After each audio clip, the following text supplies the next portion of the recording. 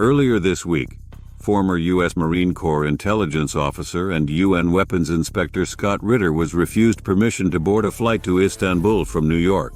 Border Patrol agents had his bags removed from the flight and seized his passport. When Ritter asked why his passport was being seized, he was told it was on orders of the State Department. He was then escorted out of the airport. Ritter was on his way to the St. Petersburg Economic Forum in Russia, via Istanbul. He has been outspoken in his criticism of the U.S. government's funding of the war in Ukraine. That may explain Ritter's predicament, but what reasons does the U.S. government have to revoke or refuse to issue passports? There are many, and some of them are arbitrary. Here are just a few. You owe the IRS more than $50,000. You default on a loan received from the U.S. government for repatriation. You are in arrears with child support payments. You are a covered sex offender. There is an outstanding federal warrant for arrest for a felony.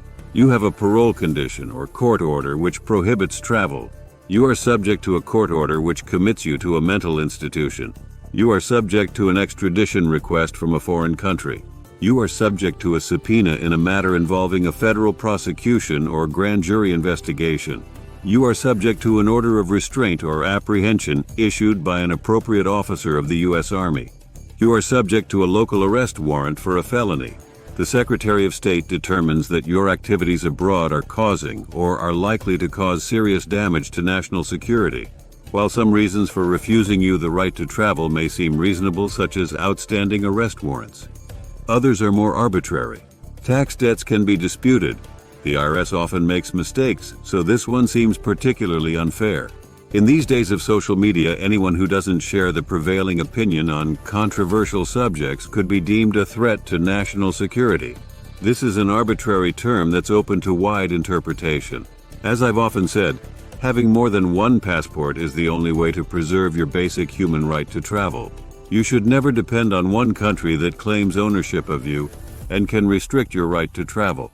In today's uncertain world, it's essential to have options that guarantee your freedom.